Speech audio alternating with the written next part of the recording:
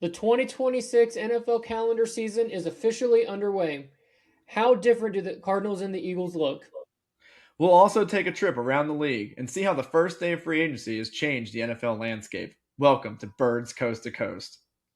You're listening to Birds Coast to Coast. Here's your host, John Clark and Tanner Riddle. Hey, Tanner, I have to let you know real quick. I actually can't do this podcast today. You want to know why? Why is that? I failed the physical. I got to go back to Las Vegas. Sorry. Good. I'd So, rather have my first round picks. so for those of you who are wondering what the heck I'm talking about, first off, welcome to Birds Coast to Coast, episode 9. We are here to talk about the free agency and the league year starting. So happy New Year, happy league year for all who celebrate. I know me and Tanner celebrate this every year. Even though Celebrate technically, responsibly. yes, right. Even though technically the league year has kind of already halfway begun because of the legal tampering that started on Monday. So a lot of these signings have already kind of been reported, but now they are officially official. And the reason why I brought up that little weird thing that you guys may not have even known what I was talking about is because today we found out that one of the biggest trades in the entire NFL offseason so far was basically shot down. And we'll find out a little bit more about that after we have a trip to both Arizona and Philadelphia and find out what our two teams, our birds, are up to. So, Tanner, I was waiting patiently for my team to make any sort of move. So I was just happy to see anything from anyone. And I happened to see that the Cardinals signed a new running back. So tell me a little bit more about the new Cardinal running back that you guys signed from Atlanta. Yeah, so on the first day of legal tampering, Cardinals, well, not the Cardinals, but it was announced that the Tyler Algier, the running back from the Atlanta Falcons, agreed to a 2-year deal worth up to $12 million. A little significant for both of us. Obviously, he signs with my team, but he's kind of been in your football world from a fantasy football dynasty perspective. What's unique about him is that he actually had a really, was it his rookie year that he popped off? It Yeah, was it so was year his rookie, one. so his rookie year was in Atlanta, and he was the beneficiary of a very weak backfield. I think he was one of those classic rookie situations where the rookie just kind of takes over and just gets the bulk of the carries on a kind of a bad team, and he really took that and metaphorically and literally ran with it. He was a pretty good bruising back, not necessarily just a 3 yards in a cloud of dust guy. He's a bulkier guy, definitely larger build, doesn't go down easy, runs really hard. And he was someone who I was really excited about taking him in Dynasty. And because, in Dynasty, you keep your player as long as you'd like to, even year to year. And I thought I hit the jackpot. 1,000-yard rookie running back in the second round. Whew, sign me up. That's a great pick. And then Bijan Robinson became a thing. And I thought, no way they would take Bijan Robinson in the first round. They got Tyler Algier. He's a 1,000-yard running back on a not just a rookie contract, but like a cheap rookie contract from like the later rounds. So why would you spend that draft capital on something that you already have a good, cost-effective player to suit that role? Well, that night went terribly because Bijan Robinson ended the night as a Falcon, crushing my hopes and dreams and dooming him to a split backfield committee for the next 4 years. But now he is free. So very excited for that. Well, to be fair to a Bijan Robinson fantasy owner, you could kind of say like Algier got in the way of some Bijan touches. Oh, he did. Goal line carry touchdowns. I think Arthur Smith definitely liked to utilize him and Bijan and Jonnu Smith for some reason, who's a tight end. I hate Arthur Smith so much. So he was utilized in a lot of different ways, and he did get a good amount of the carries, even with Bijan there. So let that tell you that what they thought of Tyler Algier, that you have an all-world prospect in Bijan, an all-world running back, and they still found time to carve out for this other running back. So they really respected him. This wasn't just like, oh, this is just how the system is run. Like if they truly didn't think Algier was good, he wouldn't be getting the carries that he gotten. Right. So I think Arizona's got a good one, and I think as long as the offensive line blocks well and he gets a good head of steam going, he's going to be really hard to bring down. I told you a couple of days ago, it very much reminds me of when James Conner left Pittsburgh, and went to Arizona. I know it may have been on different terms because of medical reasons and his cancer diagnosis, but he came back strong in Arizona. And I think, I mean, look, he just re-signed there. He's had a nice, very solid career in Arizona, and I just expect that that could be something that Algier kind of brings to the desert in a similar way. Yeah, I mean, it not only was kind of like, you know, the situation similar to James Conner, he actually profiles physically very similarly Yes. to James Yes. Conner. You said he was a bigger size guy. I mean, he's about 10 pounds lighter than James Conner, but everything else seems, measurement wise, seems to be about the same. So yeah, it's just one of those situations where imagine, you know, you're just going ahead and get the younger version. Like you're looking at your replacement, you know. Um, James Conner, he's going to be a pro, off the field and as a leader. So, it's not going to be an issue with him. But, yeah, I mean, he was a guy I kind of targeted, looking at the free agent running back class and, looking at who could be good fits. And he was someone that I was like, hey, he could make sense. I mean, of course, I never guarantees you'll actually get a guy. Um, but yeah, it's someone that I had my eye on, and it's about the price range. I thought 2 years, 12 million. Seems to make sense to me. We got a couple guys in our backfield though that we had some plans for. Obviously, James Conner. Now we have Tyler Algier. What does it mean for Trey Benson? We took him early in the third round 2 years ago, but between playing time and last year, he pretty much missed most of last year due to injury. Kind of his future status is a bit up in the air. I'm not really sure what kind of future he's going to have with us because we also signed a third running back, or I guess he'd be the fourth, and Bam Knight today. Um, we re-signed him. He was on the team last year. So, I mean, there's four guys in the backfield. Not really sure how many more you want to carry on a roster. So, this may be our backfield going forward. I wonder if that kind of says anything about the draft. Do you think I, they would trade? Do you think they would trade Trey Benson? I think they would, and I wouldn't expect much in return. One, he was already, I say just a third rounder, but a third rounder who has missed a lot of time and didn't always, like, you could see the explosiveness, but it was kind of few and far between. So he doesn't really have too much great tape. He was a third rounder, and he's been on and off injured. It'd be one of those situations where someone wants to flip you a seventh. Like I wouldn't Yeah. expect much in return. But I could absolutely see it happening. I Yeah. do like Trey Benson. It's frustrating because last year when James Conner got hurt, and this was in week 3, he was primed to be the lead back for the remainder of the year. And the very next week he gets hurt, and he goes on the short term IR for just 4 weeks. And then week after that you extend it, and then it was just like he's not coming back. Like there was no point, when you lose 14 of your last 15 games. So disappointing. Philly felt like he didn't get a real shot, mainly because of injuries. But yeah, I could see it. I could see him being on the trade block. Yeah, me too. I mean, I do think there's going to be like a team out there that'll probably want to be interested in him. I mean, think about how like the Eagles targeted Tank Bigsby last year, just a young running back who kind of just fell out of favor with the new coaching staff. Because I Very think, much would be here, like just like here. I yeah, would say I that's a mean, very good comparison. Liam Cohen didn't draft Tank Bigsby, or at least he wasn't around for Tank Yep. Bigsby. Very similar profile, has some burst, younger guy. I think Tank was also a third round pick or very close to a third round pick. And he went to Philly and kind of revitalized his career on a very minimum trade that happened in the middle of the year. So who's to say that that doesn't happen for another team who's like wanting some young burst out of the backfield. I mean, look at the Vikings; they just re-signed Aaron Jones, older guy. You know what I mean? So like maybe a team like that who's kind of got like some age in the backfield might want a little bit of youth injected. Maybe they can kind of flip you something. But at this point, you're right. I wouldn't expect anything great in return, but that's fine. I mean, you got Tyler Algier. You have someone who is excited to join the team and ready to kind of make a difference. And I think at this point, yeah, I think Algier probably is going to be a much more productive player than Trey Benson. So at this point, anything you can get for Benson is just cake because you probably weren't going to see much of him on the field anyway. So yeah, that's good.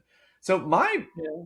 other thing that I am also worried about, again, I don't know why I tie everything back to my dynasty team, but I do, is good Lord, is it true that Jacoby Brissett's going to be the quarterback next year? Is that real? Like, is that real? Is that actually going to happen?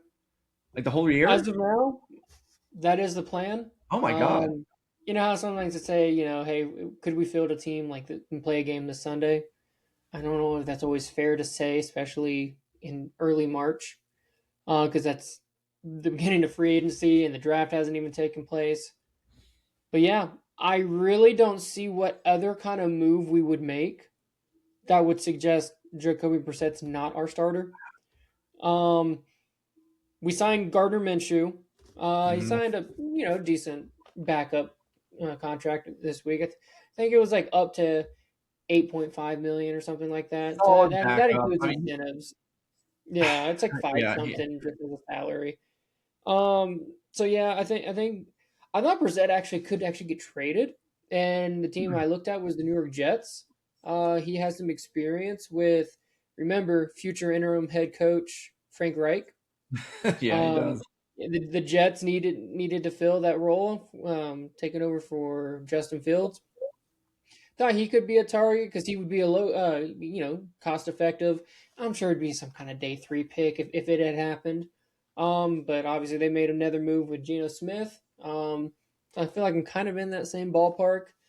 But yeah, I think that's the move. The only quarterback move I could see us making is for someone like a Ty Simpson type. Maybe people say if you can get him in the second round, you know how that works. Like if you're that Yeah. close in the second, you're going to move up probably somewhere in the later first. And even in that situation, would it not be like a Jackson Dart type situation where not only do you trade up late in the first, but you're going to have two veterans probably start the season? Remember, they had Russell Wilson and Jameis Winston start the season.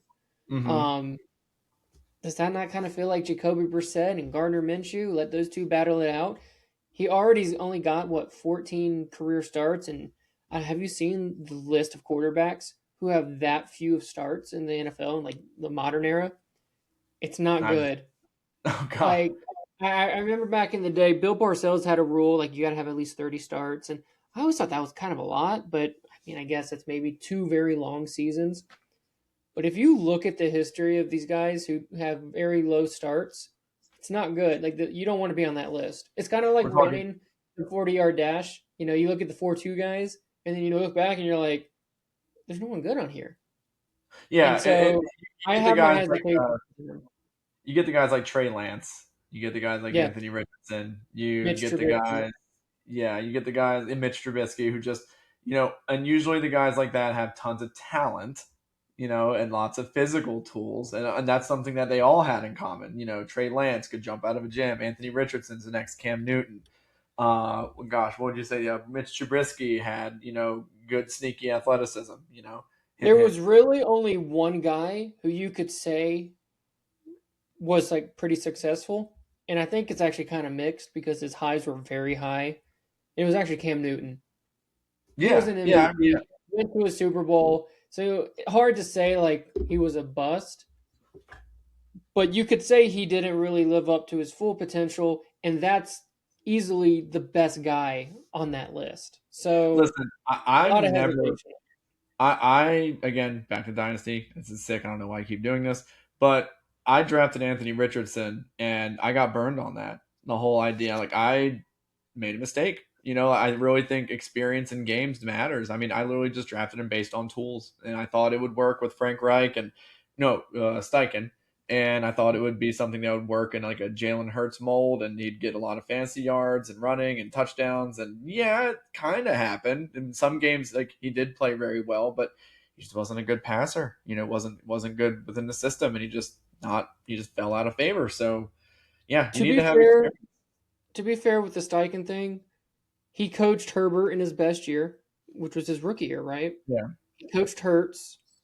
So he had a track record of taking guys with like pretty elite physical traits, and he was the elitist of the elite physical trait guy in Anthony Richardson. So I mean, you took him. He was fourth overall in the real draft. there was. I mean, what are you supposed to do? Like, not like Not take a change chance. quarterback makes a lot of sense. Oh, in fantasy, yeah, if I didn't take him, you know what would have happened. He'd be the next he'd be the next Michael Vick. Right. If I his whole career just went down the tube because I took him. If someone else took him, he'd be great.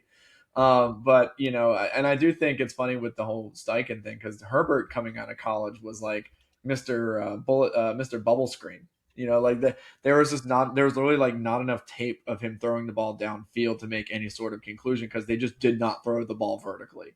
So like the Steichen really took Herbert and kind of made him into that awesome downfield passing threat that he is today, or like not made him, but helped him along the way because that just wasn't something that was shown in college.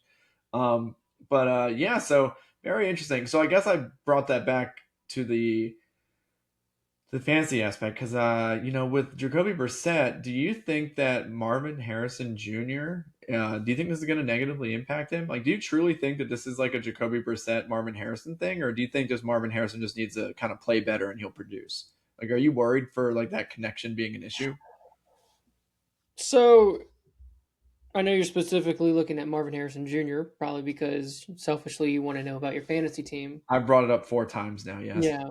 Um, if I want to kind of broaden the picture overall, I do think Brissett makes a lot of sense if your two goals for the year is to continue to evaluate and develop younger guys such as Marvin Harrison Jr., a Michael Wilson. Um, there's really not much to develop with Trey McBride. He's the best tight end in the league. Um, and I think Brissett gives you that floor where you can still continue to develop and evaluate guys. But I think overall, like his ceiling's pretty low. Mm-hmm. Even I acknowledged when Kyler went down and Brissett came in, the offense did look different. And the word I would almost use is it almost looked more mature. It looked like we were more active, in the middle of the field. Had more deep shots. Obviously, we only finished with one win out of 15 games with them. And so on, from a results perspective, team wise, I mean, it wasn't good enough. But I think we were still able to learn about other guys. If you want to take a guy like a Justin Fields, who the talent's pretty high, but clearly he doesn't have the passing ability that it takes. Did the Jets really learn anything about anyone on their team? And that's my concern with Oh a yeah, I guy see like what a you're saying. Justin Fields. You need to have a field general who is good enough to the Like you're point to let the stunting the other team. development of Yeah. other guys. And I mean, if you're trying to tank, maybe he'd be a good option. But at some point, you need to know what guys you want to continue with going forward. You can't just replace everybody. So locally, it's been split amongst fans on what they want out of next year.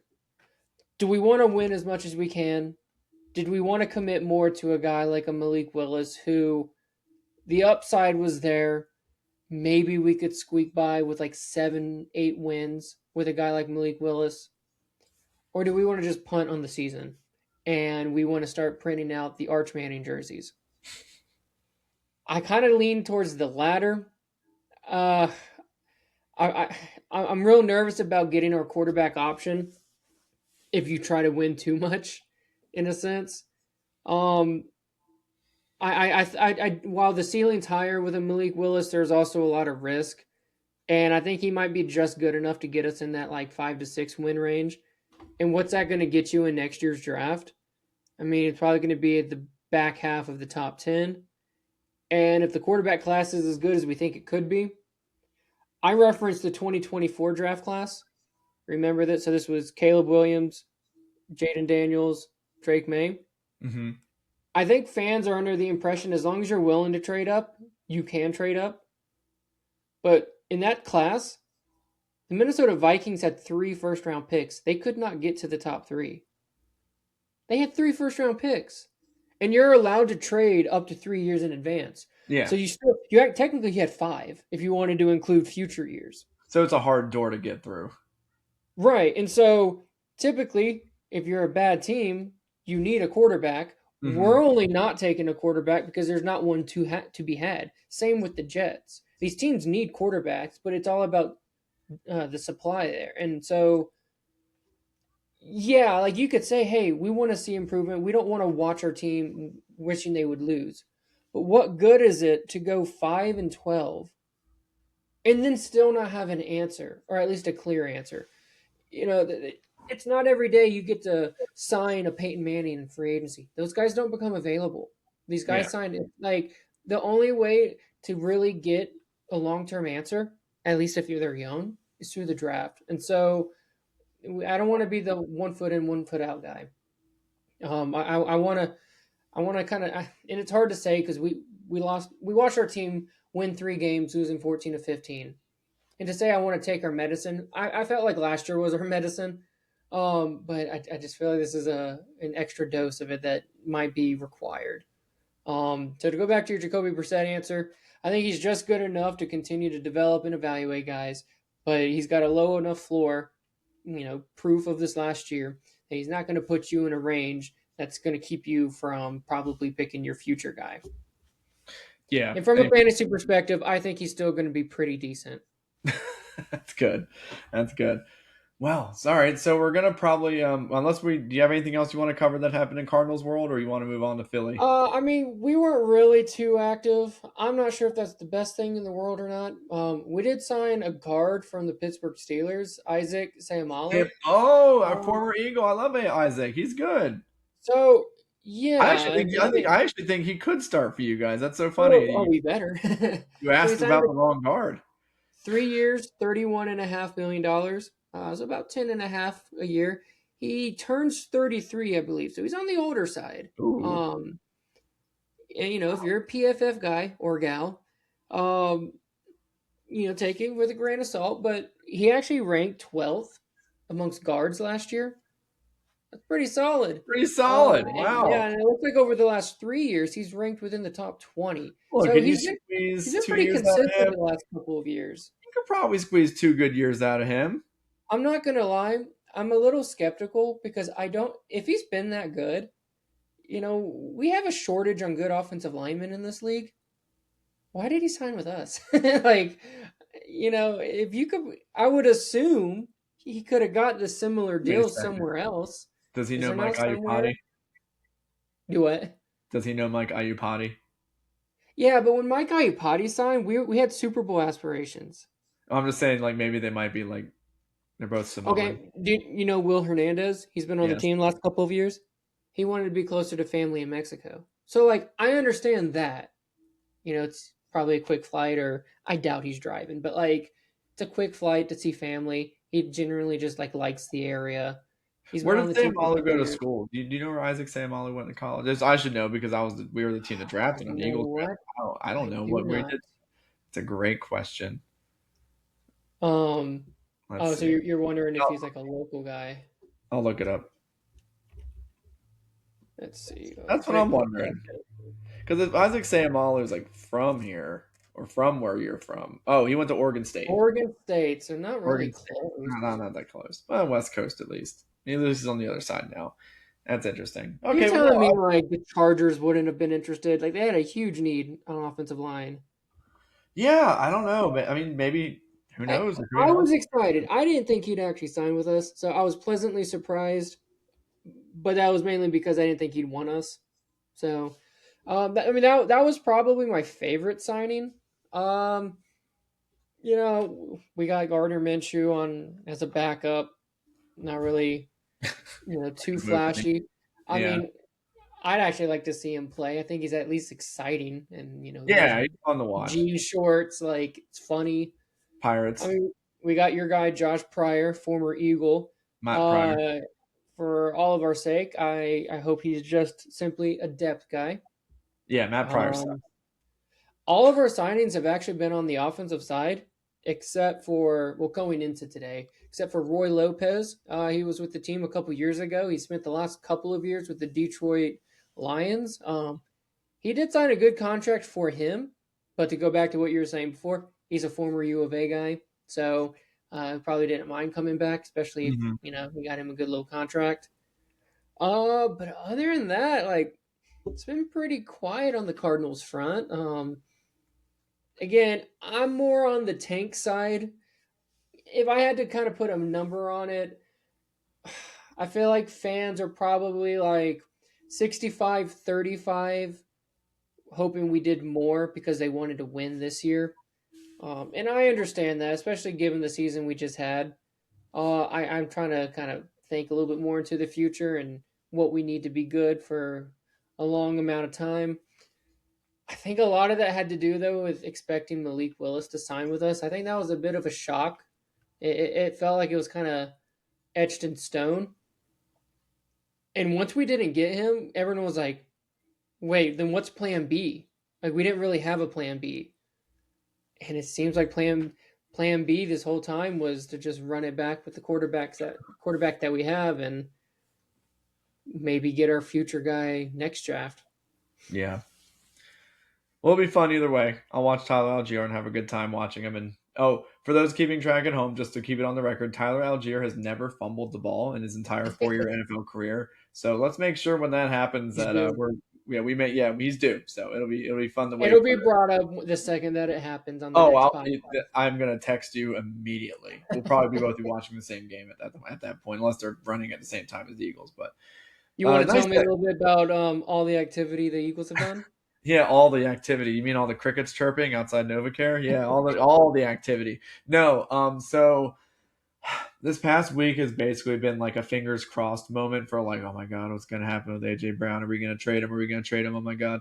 Um, there was a it's been a roller coaster because half of the time I feel like it's just not happening because there's other options and the Patriots or whatever team is just gonna, choose somewhere else with their money. I mean, not to go too far in the league around the league, but it seemed like every team that may have been in the AJ Brown market was finding some other solution to solve that receiver issue. The Bills went out and traded a second round pick for DJ Moore. The Patriots eventually ended up going for Romeo Dobbs, and so it looks like all these other teams are starting to like really think like, oh, I don't really need to go after AJ Brown. I could just go fill that with a relatively B-ish type or free agent. Now, do I think AJ Brown is better than DJ Moore? Yes. Do I think AJ Brown is better than Romeo Dobbs? Yes. But now, all of a sudden, the Patriots' leverage has increased a little bit. They don't have to feel like they have to give in to Howie's price, which, for those who don't know, increased over the last pod, didn't decrease.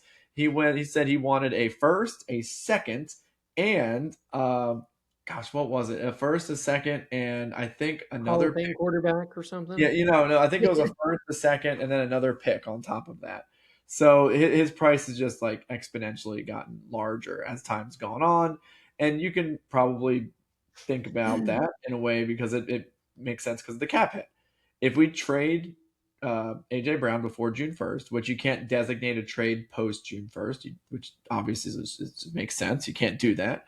And then all the cap hit that has been spread over the next 2 years, which I believe is like 20-ish each year, gets slammed back and rubber banded back all the way to this current year. So we'd have a cap hit of around $45-ish million, which is not good. Now, even though Howie Roseman's a cap wizard, and I, believe him with all of my heart that he'll fix all the cap issues if he needs to, it's still a tough call to kind of just take on $45 million in cap hit, especially when you're not really expecting it. Like, this situation's really deteriorated. Like, we kind of hope that it would just be like oh, we'll figure it out type of thing. He always acts crazy sometimes, but he'll get over it.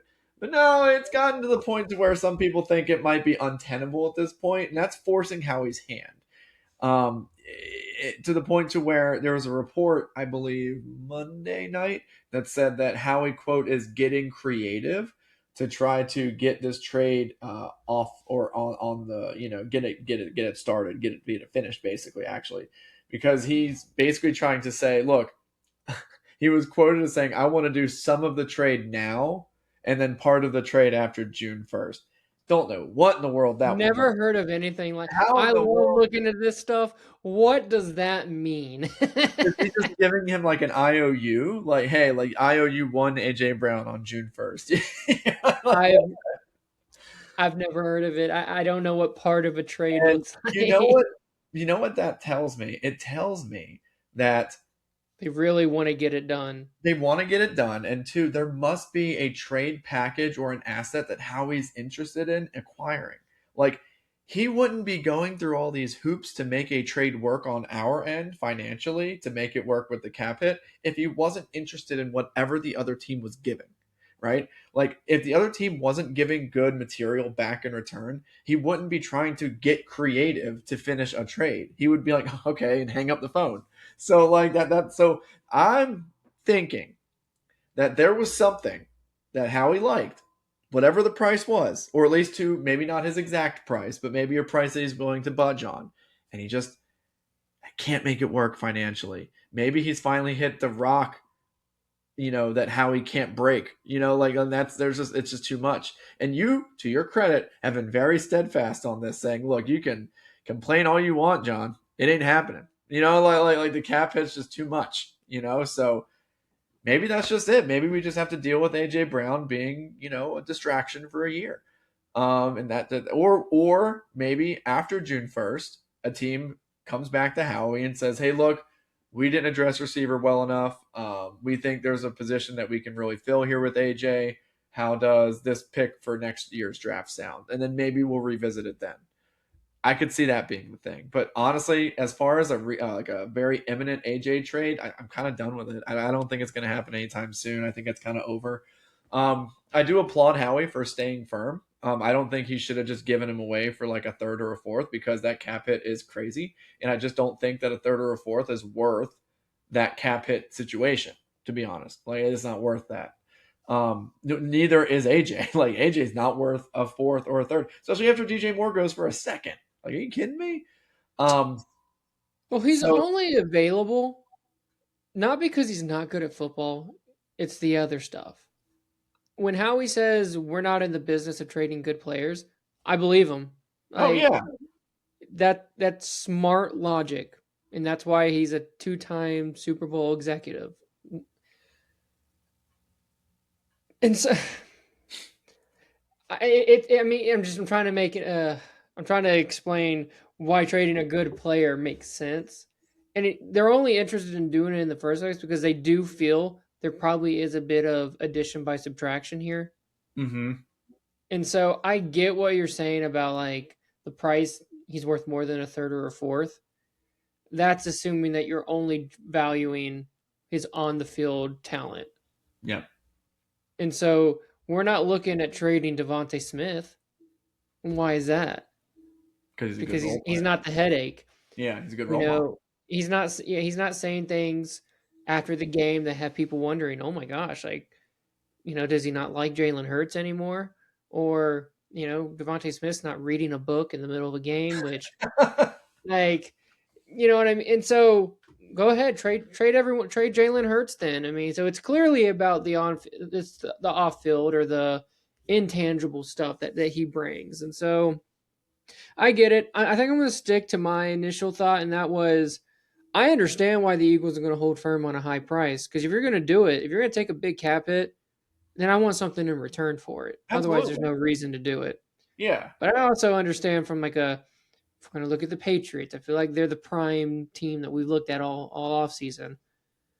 I'm going to use that leverage against the Eagles. I'm not matching their price. Like, that doesn't make sense to me. So unless something gets reworked with his contract, I just don't think it's likely. It could happen. I just don't think it's likely that it does happen. yeah. So Plus, that's and like you mentioned, a lot of teams are getting busy addressing their wide receiver needs. You got the Steelers who traded for Michael Pittman. You got DJ Moore go to the to the Buffalo Bills. New England Patriots get Romeo Dobbs. Niners. 49ers getting 49ers got Mike Evans. Like all your teams in demand who need they're kind of filling their roles, and so I don't know. I'm not really feeling good about the chances. I mean, no, it yeah. could happen. The market dried up, and I think Howie set the price high. I'm not gonna say too high because that would mean he made a mistake. He set the price high. And, I don't think he made a mistake. He just set the price high. And that's fair. No one met the price. And that's fine. Go be losers. And to be honest, I didn't even want the Patriots first round pick this year. I didn't want that first this year. I don't want 31. I want 2027. So I'll give them to you. And you don't have to give me a single pick in this draft. Take them. So like you can take them. I'll take a 2027 first. You know what? I'll just do it. I'm better than Howie in that. I'll just take one 2027 first. I'm not going to ask for a second. I don't want anything else. But I'm done with it. I'm done with it for now. Putting it to bed. There is no way the Patriots would ever part ways with next year's first when next year's draft is supposed to be better, and the only way their pick is worse is if they actually win the Super Bowl. I know. There's I understand no that. way that they ever. I get it. But I'm willing to wait. But I'm willing to wait, and I don't know if the Patriots are. But anyway, so we also did sign a couple low-level guys. I think there was a article by an organization that we don't love too much. Think frat boys and beer. And they posted a article about it was actually, to their credit, had a funny title. It said the Eagles are trying a new free agent strategy where they lose everyone and sign nobody. And I thought I thought that was kind of funny because we have lost Reed Blankenship. He went to who did he go Texans. to? He went to Texas. We predicted the Cowboys. He looks like a Cowboy. He went to the Texans, and it was a modest deal, like $8 million a year. It was okay. Was that less than you expected? I thought that was around it's like kind of like what CJGJ got when he left, so around $8 million. Yeah. Okay. Maybe I just not as familiar with the safety market. It tends to be lower than most positions. Did you feel like that was? I don't know. I was genuinely shocked. I was like, just $8 million a year, like. I mean, I want to be real, man. Like Reed Blankenship, he was more of a glue guy than like an actual like talented. I mean, look, how much do glue guys cost? Middle Tennessee, undrafted free agent. He played because he came in a game against the Packers like 3 years ago. He picked off Aaron Rodgers on like coming in for relief of like I think CJ Gardner-Johnson got hurt that game actually because I think Gardner-Johnson had a pick and then he got hurt and then Reed Blankenship got a pick and he was like an undrafted rookie that year. And he just kind of stuck around. Like we didn't really go after any like positions at safety to like kind of take over his spot. So he just kind of kept playing and developed like almost like a mini captain status. But again, not super athletic. Good tackler, average athlete, was in position. He wasn't like super sticky in coverage. He was okay. I've been waiting. Right, but how much is an okay safety worth? Well, an okay safety is about $8 million, I guess. About $8 million. I don't know. I mean, I know the Eagles don't have much space to work with, but without doing too much research into it, I would have thought if you told me that was his price, I would have thought he actually would have stayed. So I was a little surprised. You're fair to think that a lot of Eagle fans I saw online saying, "Wait, that was the price? We could have absolutely kept him." To be fair, that's what a lot of people thought about CJGJ when he signed somewhere else too. They're like, "Wait a second, why did we let him go?" So, but we did listen. We signed Marcus Epps last year, and he played admirably. I don't know if he's just a one and done guy, but he played pretty good in the stead of gosh, who's that Texas safety we drafted? I can't believe I've already forgotten his name. Last year? Yeah. Oh my gosh, what was his name? Oh my gosh, the Texas. His initials like MB. Oh my god, this is gonna kill me. But I can't believe the Eagles fans already forgotten the name. Oh, this is embarrassing. Anyway, he ended ASU season. That guy. Yeah, he did. But anyway, yeah, we have the safety we drafted out of Texas last year, and you know what? The reason why I forgot his name is because he only played for like 6 games, and I think he like Andrew Makuba. We have Makuba, and then he hurt himself, so he missed the whole rest of the year from like half of the year on. So like he played okay. I don't think Vic Fangio loved what he saw, but I think it was good enough to where we could pencil him as a starter. But the other huge signing that we took on, which again took a while because like I said, we were not signing anyone for the first 2 days. We were one of only 4 teams to not sign anyone yet. which I thought was really fun because we don't have any tight ends, was a player who I absolutely fell in love with 4 years ago. Me and Tanner are both big Madden players. So, like, whenever we see a guy who's like a height, weight, speed freak, it really jumps out to us. And it's like, oh, we need to put him on our Madden team. This guy is named Reek or Tyreek. He goes by Reek Woolen. This is a guy who played in Seattle. He's got a very interesting history with his team. When he came out, he lit the league on fire. Think like Trevon Diggs type level of just like ball hawkiness and at a corner position. He had, I think, like 6 interceptions his rookie year. It was pretty crazy. And he's also a physical specimen. He's like 6'4". He ran like a 4.27 in the combine, which again is a freakish number at that size. That's when all the nerds were introduced to him. Was at the Yeah. combine, which is Oh, yeah. why the combine is awesome. What do we Yes. keep saying? The combine is so we can learn about these guys. It's Yes. not And we don't learn about every individual 3-cone drill, meaning oh that guy's great, that guy's not. It's our introduction to learning about. And you see this guy from I believe UTSA, University of Texas in San yeah. Antonio, and he's 6'4", and he runs a sub 4.340. And you just immediately think, oh my gosh, that's a fast Richard Sherman.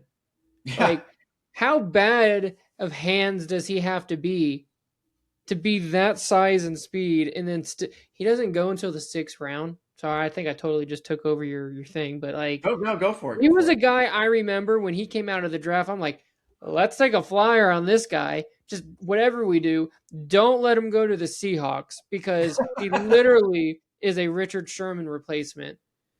And he doesn't go to the 6th round. And I'm like, again, like, because Richard And the, Sherman was a 5th rounder. and the funny thing is, he steps in and balls out. Like he steps in And and goes immediately, amazing. that's his rookie year. And it's like, they just did it again. They just got another Sherman. Why do we keep letting the Seahawks do that? Same thing with oh shoot, I know I'm blanking on the guy that the safety that they just drafted, who is the Murray, Cam Chance Nick Eamon. Like they just drafted the new Cam Chancellor. Like why do we keep letting this happen so they can win Super Bowls? But anyways, I'll let you go back to your thing No, because yeah. it was your team. He was a unique guy to me out of the draft, and when you started referencing that, I had to jump in. No, so I mean, again, like this guy, I mean, he fell, he fell in the draft and he got taken late, and you would think after his rookie year, like he would just be, oh, he's a lock Pro Bowl, All Pro, because he had the interceptions, he had the big plays, he had the height, weight, speed.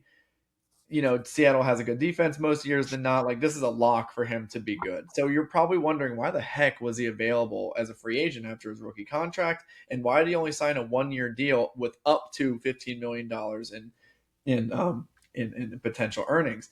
And again, it's up to. It's not the base salary. They haven't actually released, I don't think, the actual numbers yet. I think it's up to 15. I thought it was So 12 up to 15. so 12 up to 15, that's good. That's okay, I guess. But the reason why he was even available in the first place was 2 reasons. One, he has great moments of tape where he's sticky as glue, plays great man-to-man coverage, which apparently that's like a specialty. Amazing ball skills. But then there'd be other plays where he gets lost in coverage, misplays the ball, gets handsy with the receiver. It's a very up and down tape. And his key issue, which I found out today, which is extremely concerning, is that he gets penalized a lot. And no, I don't mean pass interference. Yep. Okay, you're gonna say the stat that I heard too. And we know how the NFL has made a very pointed effort to make sure that these penalties, called taunting penalties, are now enforced. And sometimes they're enforced to a comical degree where it looks like some guy's just walking by the player and says, huh, and then it's like, that's a penalty, But anyway, the stat is Tyreek or Reek Woolen got as many taunting penalties by himself as any unit of a team combined. So he That's out-taunted, hilarious. the entire NFL team by team by team by team by team by himself. If he was his own team, he still would have led the league. Yes, that's concerning. Like honestly, like that's an amount of taunting that I don't know if you can coach out of. Like that's going like it happens. I get it. It happened to us. I'm sure it happened to the Cardinals. It happens. It's frustrating. It's whatever. I think Trey McBride had a thing happen where he did the thing with his neck and he got a taunting penalty. I know Cooper DeJean got taunting penalties one time or another. It's like so ticky tack now. Maybe they'll lessen up on it. Maybe because I know typically with these NFL these typical rule pointed efforts, they kind of spike and then they kind of level out a little bit the next following years. So maybe it'll level back out and kind of like dip back down a little bit. But that's concerning because, that doesn't even count pass interference, holding, illegal contact, any of the things, any of the million things that like defenses are now like, privy to getting penalized for. Now I have to worry about your attitude as well. Like that's concerning. I don't, nothing frustrates me more than a 15-yard penalty on defense or an automatic first down on defense. It's such a buzzkill, right? So, like, I am so excited for the talent. I am so excited for the fit. I texted earlier in the group chat. I said, I think this Eagles secondary, or I guess the corner trio by itself, not Makuba, DeJean, Quinyon Mitchell, and now Reek Woolen, I think they have the skills to be probably the most, I guess, physically gifted set of corners that the Eagles have had in my lifetime, personally. Now, will they be the best set of Eagles corners I've seen? No, probably not.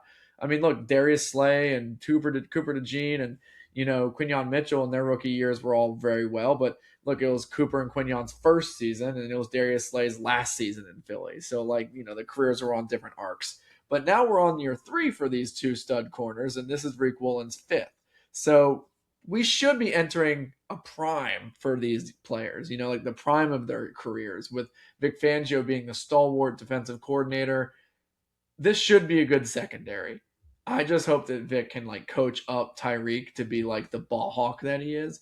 Because like honestly, that excites me because as much as this Eagles defense has like dominated these past few years, our corners don't get interceptions. They just don't. Quinyon Mitchell, I personally believe Quinyon Mitchell is a top 3 corner in the league. Like that, like this easily, in my opinion. I think he's that good. Crazy thing after 2 years, he doesn't get interceptions. He doesn't have a single regular season interception. So like Cooper DeJean didn't have one last year either until the Super Bowl. I think he had 2 this year. We just don't get interceptions from the secondary, specifically at the corner position. So honestly, I'm kind of excited for a guy that kind of gambles a little bit. Like, let's jump an out route and take it to the house. Let's score a pick 6 every once in a while on for these corners. I like that idea. I like the gamble, but I don't know if Vic Fangio's defense is predicated on I don't know, being a vigilante, jumper of interceptions. I just don't think that's how he operates. He plays umbrella defenses, so like I don't know if that's going to work out very well. Okay, a couple comments on Reek Woolen. One, I heard that same stat. Here's my thought. One, the only way you get a taunting penalty, I would assume, is if you actually make a play. Imagine getting beat deep and then getting a taunting penalty. That doesn't make sense. You wouldn't be taunting. So the taunting, in a way, does suggest that you are talented and you're making plays. Are you his agent? I am not. Are you his agent? You are. That is such an agent thing to say. Listen, he did great when he called. Look, why do you think he was taunting? He did so good. I am not pro penalty. I'm just saying you don't taunt if you don't make a play. After bad plays, come on, Howie, give us more money. Second, not all penalties are the same. Not all of them have the same consequences. Sometimes it could be a random taunting penalty in week 8 in the first quarter on the first drive of a possession where you go from the 20-yard your opponent's 20-yard line and they go, what's a taunting penalty? 15 yards, I assume. Yeah. So 15. You go from the 20 to the 35. You still got 65 yards to go to give up a touchdown. Or in the NFC Championship game, you make a huge play on 3rd down and you start taunting not just the receiver, but then Matthew Stafford in the entire LA Rams sideline, giving them an automatic first down to then the very next play getting beat for a major touchdown in the second most consequential game of the year.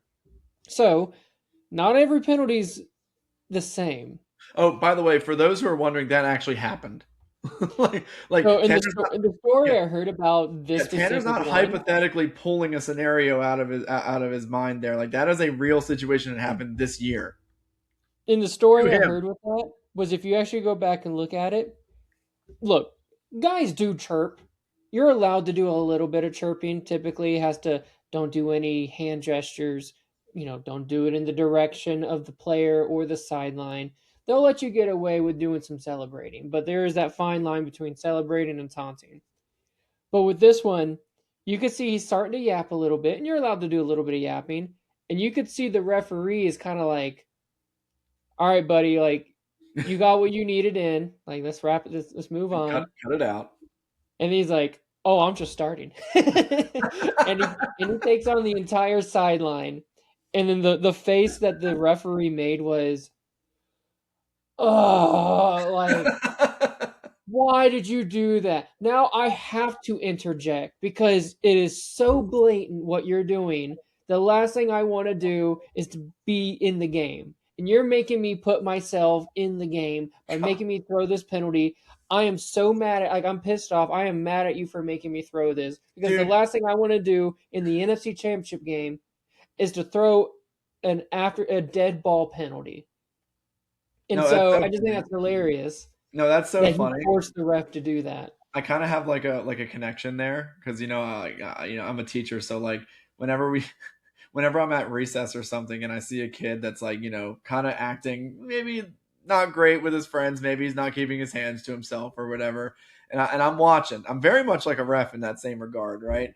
And I'll kind of be like, okay, all right, that was a hard tag there when he was playing tag, and all right, let's keep watching. Then I see him tag and push the kid to the ground. I'm like, oh my god, now I gotta go do something about it. All right, let me go walk over there. So I feel the same way. Like it's like you're watching. Like please don't do anything. Don't do it worse. Don't do anything worse. And it's like, I gotta go walk over there and talk to you now.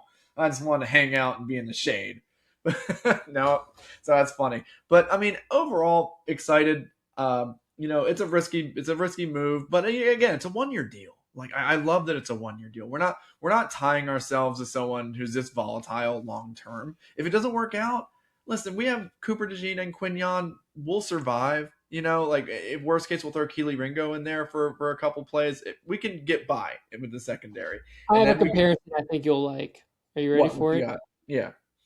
He's this year's George Pickens. Ooh, except on the cornerback side. That's interesting. Dude, that first pick six, he's gonna go insane. Oh He's gonna my jump into the god! stands. Do we play? I think we played. Do we play the Seahawks? I think we play the Seahawks this year. Wait, do you play the entire NFC East next year?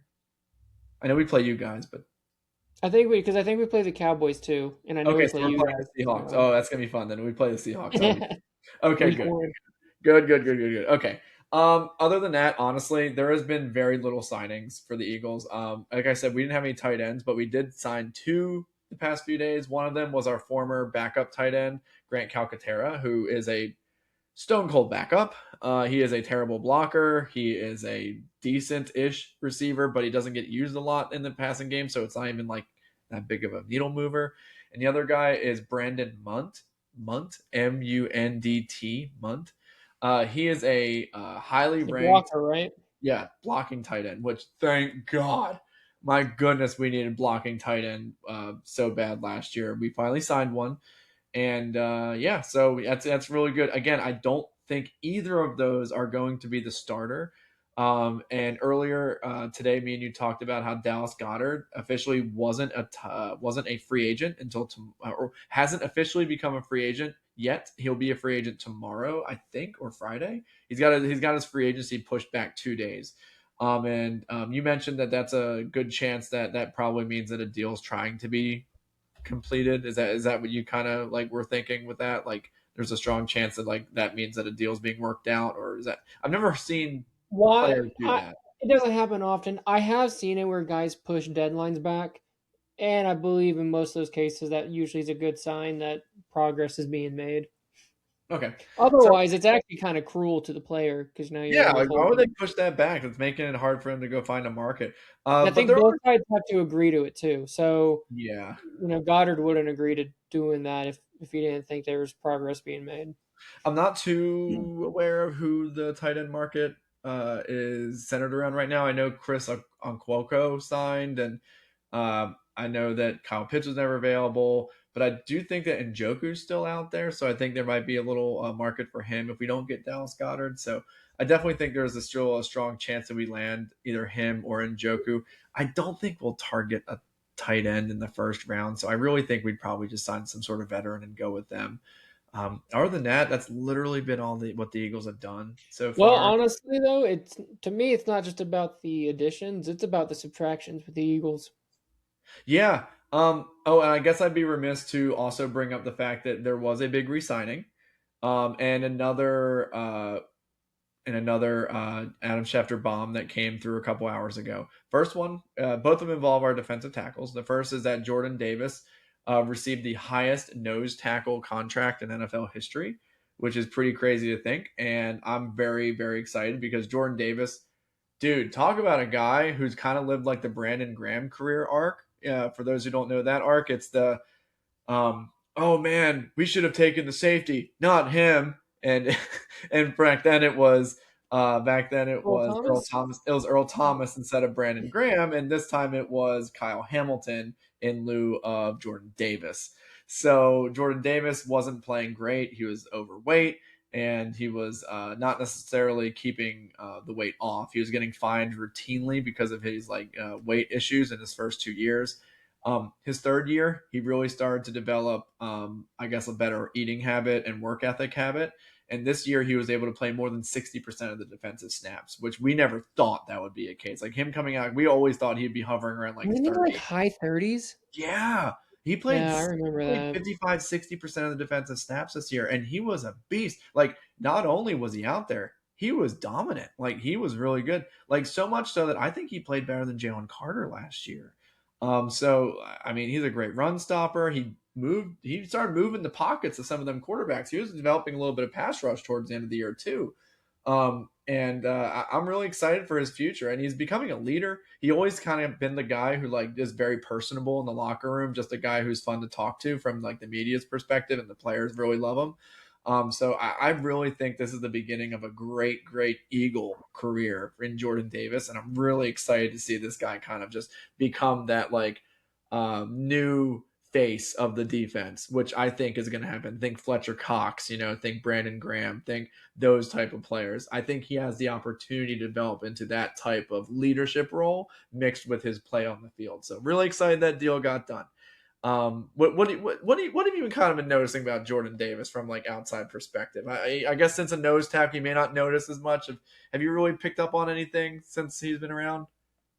So I go back to the draft, as most guys. I was really excited about him. I do remember he only played somewhere in the 30% range for total snaps, and that was a big concern if you're going to take someone in the top 15. um, but some would say, given that during that era of Georgia Bulldogs football, there was just so much talent, there was really no reason to play guys, more than 60, 70% of the snaps. Obviously, the next year, Jalen Carter was in the draft, but he was also on a teammate of Jordan Davis. So you could easily justify it by saying, look, he would have played more if there wasn't so much talent. But of course, a guy who's 340 pounds running a sub 540, Ooh. I mean, how could you not get excited about that? It's not actually it's not the 4-2 guys that I get excited about. It's the 300 pounders that run the fast 40s that, to me, it tells you got explosiveness and good acceleration, and I think 40-yard dashes mean more for the big guys. Yeah. Like you said, he got off to a bit of a slow start though. Like nothing really splashy. Like No, no, I don't yeah. think I don't Got think he a was couple a blockers. bust, but it was just Yeah. like, meh. Probably was looking for a little bit more, but does he feel like a second contract kind of guy? Probably not. Like that was No. that was the vibes that I got for the first 3 years, and his agent must have told him, hey, like, you're actually eligible for a contract extension. You may want to, eat a little bit more greens, and you may want to get on the cardio machine and get some more plays in, because he took notice of it, because like you said, these last 2 years have definitely he stepped it up. No, there are some reports at his worst that he was nearing 400 pounds. Yeah, like it was a lot. And the thing about Jordan Davis is, oh gosh, like his whole thing coming out was like he didn't have much pass rush moves. Like he'd have to develop it, and that was going to be the difference whether he was a good defensive tackle or a great defensive tackle. Like run stoppers are very valuable, but if you're not like pressuring the quarterback or collapsing the pocket, what are you really doing for me? So that's an issue. Also, he was up for a new contract, and a lot of people were considering if we should even pick up his 5th-year option. Now, the Eagles did, and that was like a sign. Like a lot of people were like, "Whoa, like that's a sign of confidence." Like, after 2024, or I think because it was 2023, I don't know, but a lot of people weren't like totally in love with Jordan Davis yet. Like he made some strides, but what happened was he started off really strong the year that we picked up his 5th-year option, or the offseason that we decided to pick up his 5th-year option. And there was this one play, I guess it was kind of like the biggest moment of his career, where like he chased down Josh Allen and kept him from getting a first down. Like chased him out of the pocket and ran him out of bounds. And you can just imagine like a 360-pound man chasing down Josh Allen. And we ended up winning that game. It was a big play in the game in the fourth quarter, and a really yucky, rainy game. Not this year's yucky, rainy Bills game, but the last one. And but after that, which was again like in the middle of the season, we didn't hear from Jordan Davis all year. So it was a case of like, well, can he put it together for a full year? Like if he is well conditioned, he can make plays. Can he stay well conditioned for the entirety of the year? This year he did. So the 5th-year option ended up being a good payoff, because now he didn't have to hit the open market, and now we are signing him to a large contract, which is good. He earns it, and I'm really proud. And the other big news coming out of Eagles camp is that even though, despite some trade rumors, which were circulating for some reason, Jalen Carter was basically told by the Eagles, and I guess was reported by Adam Schefter, that he's not going to be traded. Now, I don't know why his name was even floated in the first place. To be honest, I don't even know where his value begins for I me. was the reason. Yeah, I don't know where his value begins. I think for me, it would have started at 2 first-round picks, and then worked up, but not down, up. We were starting at Oh, 2 and going up, and then you can maybe work your way to just 2 first-round picks.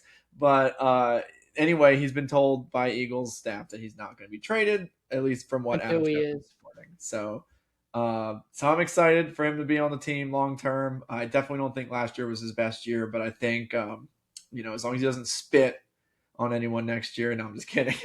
No, I do think he'll. I think he'll turn it around, and I think him and Jordan Davis will be a great duo. So I'm kind of done talking about the Eagles. We've really done a good job talking about our 2 teams, but there have been other things that have happened around the league. Actually, I want to mention one more thing, because it's technically not free agency related, but it's pretty consequential. Oh, what is it? Today, the Cardinals actually officially released Kyler Murray. Oh, yeah. Uh, Okay, go for it. yeah. Kind of went over my head just because it wasn't technically free agent related. He's been our quarterback since 2019, drafted first overall. Been here ever since. Um, he's had his moments, some pretty memorable moments. And can't really get rid of that. But there was a sense that he wasn't always the problem, but he wasn't the solution. And I think at the end of the day, that's the decision that was made. Is we're gonna need to find someone who can lift everyone else around him. And unfortunately, I just don't think Kyler in this organization is going to be capable of doing that. So Cardinals, because they cut him, taking a major dead cap hit. Oh, I think I saw it was going to be a post June 1 designation, oh okay. which Spread. essentially what that means is it spreads out the dead cap over 2 years. It's actually not that, like, sometimes it's like 50-50. In this situation, it's only like $7 million that we're actually pushing into next year. Don't really know why you don't just want to go ahead and take that now, especially if you're not going to be that competitive with given the quarterback situation that we have. you would think you actually didn't want to take that $7 million and use it now. But anyways, I it's a little bittersweet. I always hope that he was, at the very least, he was fun to watch. Yeah. Even if you didn't think he was the best.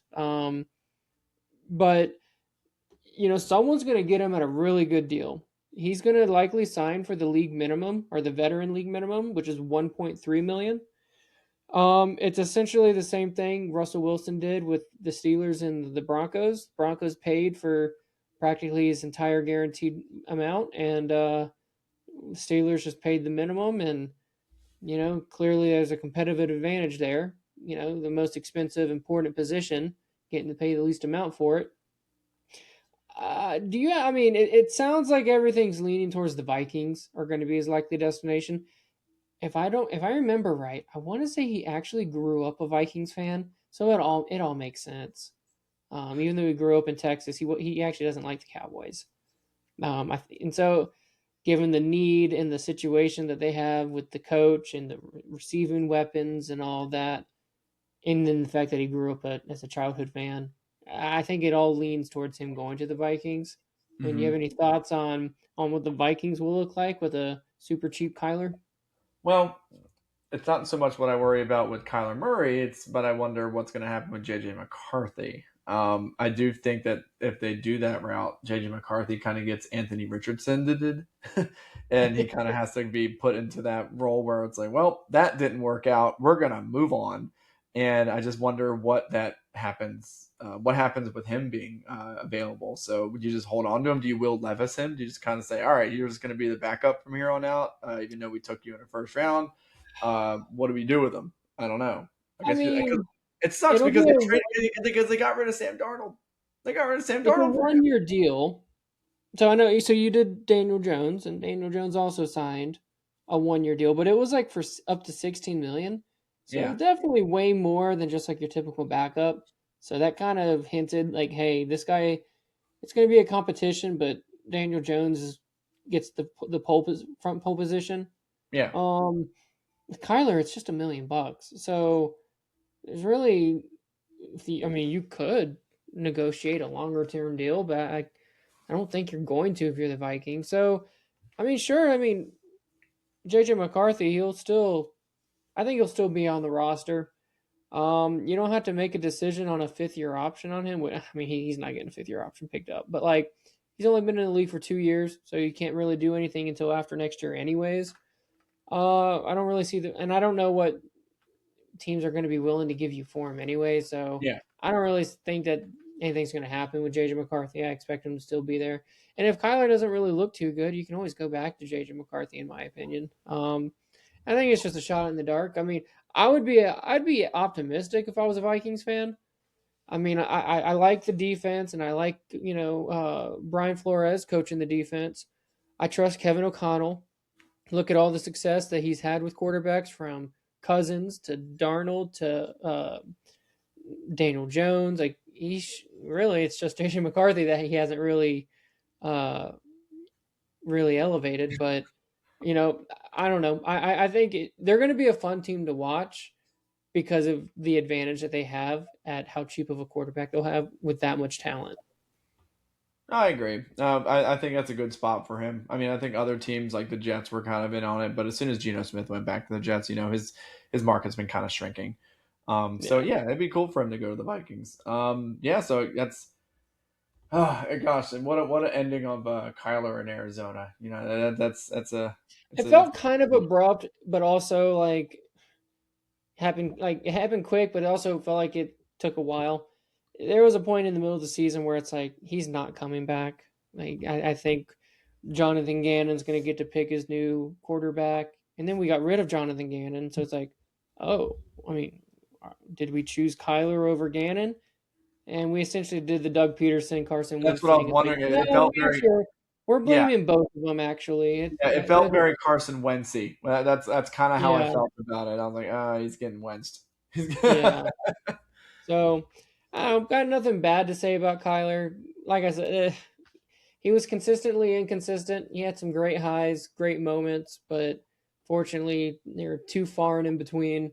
Um, Man, I think he'll. I'm interested to see how he'll do with the Vikings, Yeah, that'll be fun. assuming that he goes there, of course. So should we finally like talk about that thing I've teased an hour ago? What happened with Baltimore and Oakland?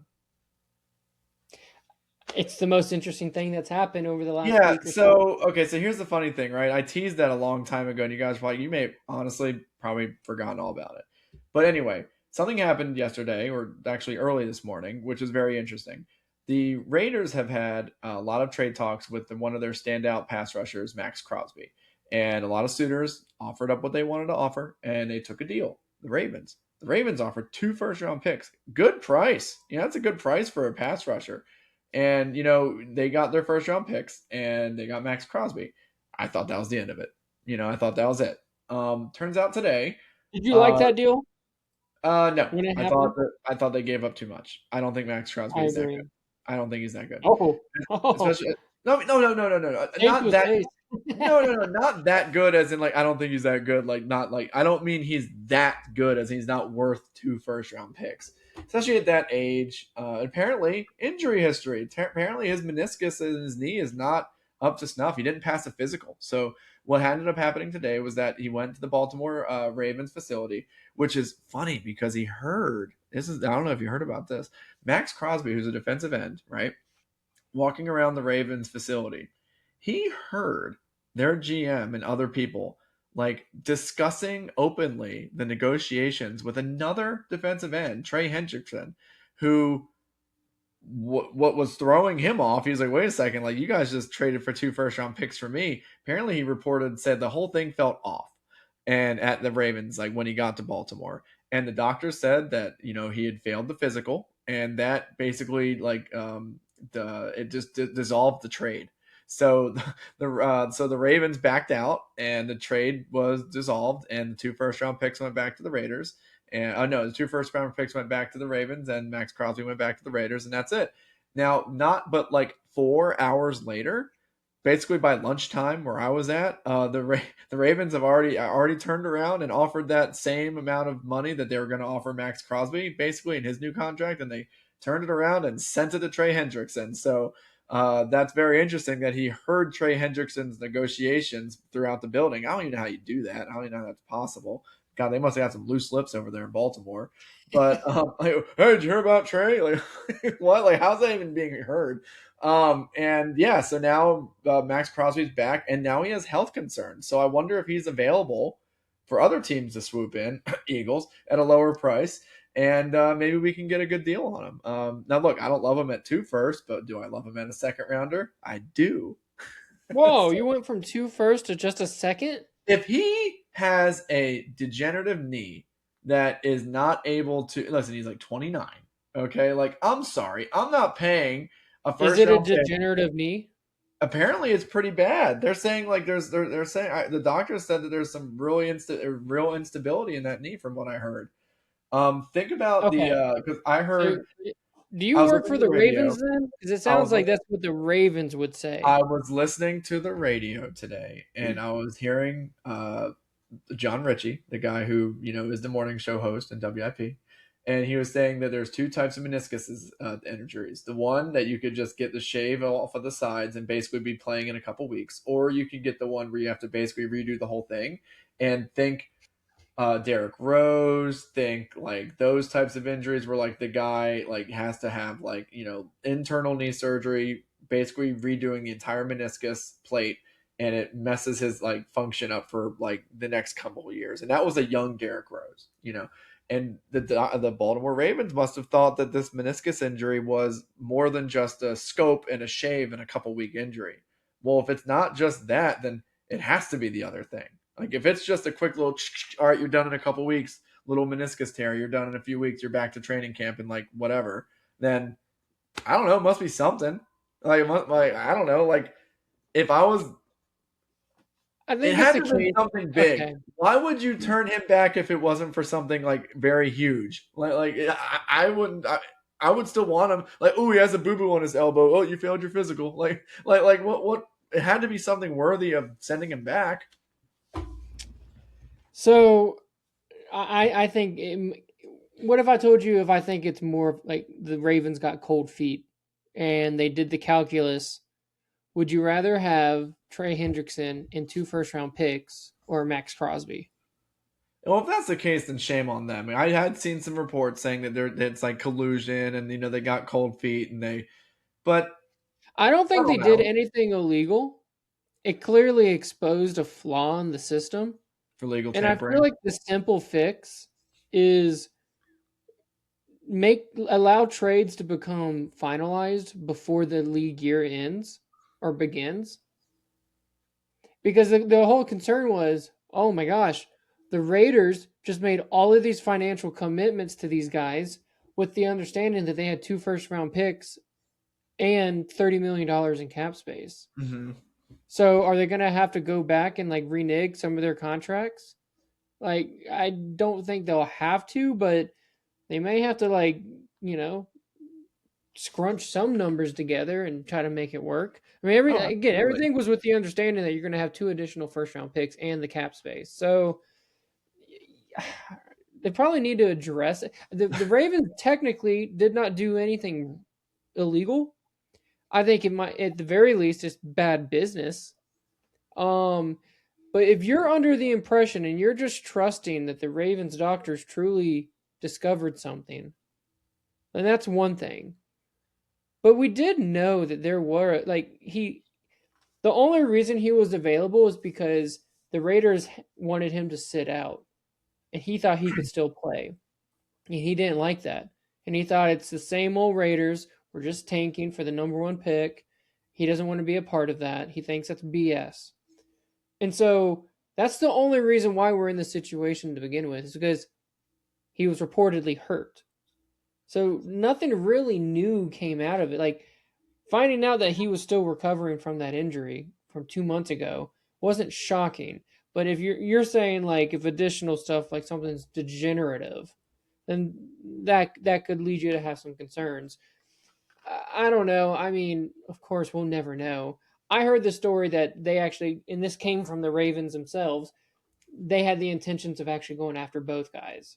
Oh, of course. So that No, no, no. That's the good way to make sure you don't get any sort of backlash. Is to say we were always interested in both of them. Sure, you were. Right, and I don't know how they could have afforded that. I mean, have you seen the people that they've lost in free agency? They've lost like 8 starters. Like, that's insane.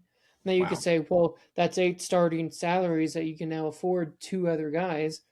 I don't know if it's that simple because I don't think Linderbaum cost that much, and I don't like these other guys got paid more money than they were making with the Ravens. So it's not like a apples to apples situation, but I don't know how they could have afforded Lamar Jackson plus adding 2 additional star edge rushers. I mean, the cap would be fake if they could. Well, Um, they now have 2 first round picks to go trade for AJ Brown. I have a Raiders buddy, and he's like, look, I love Max Crosby, but holy cow, how could we have turned that down? One of the picks was a 14th overall pick. I'm sure the Ravens will be good next year. It'll be a playoff pick, whatever. But unlike the Micah Parsons deal last year, one, you knew exactly what that first rounder was going to be in the first year, and that was a top 15 pick. Yep. Max Crosby's 4 years older, coming off an injury. Micah Parsons, I don't think had any real like Nope. injury history. He was 25. I was stunned that they were able to get the price that they got for Max Crosby. I think I'm with you. Great player, but he's 29 coming off an injury. Given what the price was established last year for edge rushers, I thought the Raiders did good on that deal. So I'm pretty sure my buddy's pretty bummed that the deal got Yeah. rescinded. Yeah. It's Um, I see why greedy people like you are trying to sneak in there and say, "Oh, 2 first? How about a two?" Like, that's pretty drastic. I understand. Like, it makes it hard because the Cowboys went and they traded for Rashawn Gary, and again, deals are being done here, and so the cap space isn't there that there was, when this trade got executed. So, or at least agreed upon. I think it sucks for the Raiders, man. Like, I don't know how they get 2 1s now because it was probably already hard. Like this was probably the only team willing to give you two Oh, ones. of course. So teams are gonna act like you and be like, I don't know, degenerative. I'll give you a second round pick for a degenerative knee, but not 2 first rounders. Like one, you would not even give a second rounder for a degenerative knee. So that's how I know you're lying. So let's bump it up to an expensive price. Stop trying to get a discount with every little thing. You're No, gonna have to pay. no, I'm not. They Yes, need to you get him are. off the books. They signed 5 players. They don't have the cap space to bring back Max Crosby. They're overbooked. They overbooked.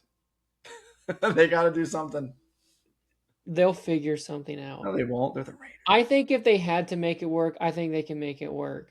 I just, I the Raiders today are not the Raiders of when he was traded. I think I like what the Raiders have done. If we want to make it, bring in the Eagle size, I like the N'Kobe Dean signing. They added Quay Walker. They added Tyler Linderbaum, which I Georgia think is dogs. awesome to pair with your rookie quarterback. Wasn't There's N'Kobe a Dean? lot more to Wait, like about didn't the N'Kobe Raiders. Dean and Quay Walker come from the same draft class and from the same Georgia team? They were teammates. Yes, I In remember because Georgia. I remember like N'Kobe Dean was like, and then all of a sudden Quay Walker got drafted ahead of him, and he was like the better I draft can't prospect. I can't wait to see them stand next to each other. I mean, again, we've seen it at Georgia, but like completely different statures. One's an undersized guy and one's a giant. It's exciting. But they play the same And position. it's so funny. Apparently, N'Kobe Dean, just one last little Eagles thing. Apparently, N'Kobe Dean had a similar deal on the table for Dallas, which again, his defensive backs coach is, well, technically not his defensive backs coach, but Christian Parker came from Philly. He was defensive backs coach here, is now the defensive coordinator in Dallas. And he had, he knew people there. He had a good relationship, I'm sure, with Christian Parker. He said no. So he went to Vegas. So that's really cool. One last little middle finger Once to an eagle, Dallas. always an eagle. One last middle finger. Listen, I was worried that one of those two would go to Dallas, and neither of them went. So I'm all right with that. So good deal. Is there any other big NFL things should we talk about, like before we kind of wrap? I know we kind of talked about bits and pieces. I know there's a lot to get to, but we don't get too nitty gritty. But like, what are Daniel some other big Jones, ones? he was Daniel, on the transition tag. He agreed to a yeah, 2 year, $88 million deal up to 100. I think that's crazy. I know he looked pretty good last year in the games that he played, but at least right before the injury, he kind of took a little bit of a decline. And now you're signing him to a big deal after an Achilles injury. So we don't really know what the recovery yeah. is going to look like. I That, know he's that's older, that, but like that's that second year. That's why they got that Kirk second Cousins, Kirk Cousins is. It took him a while to. I know he's older, but it took him a while to kind of really get back to normal from his Achilles.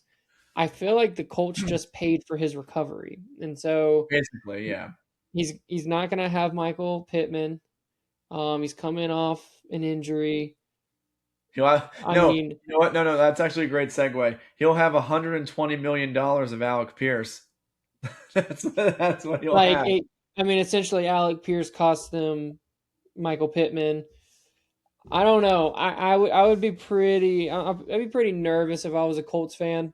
Um, I've just never been a Daniel Jones guy. If you look at last year and you break it into halves, one half the season he was awesome, and the other half he just missed because of injury.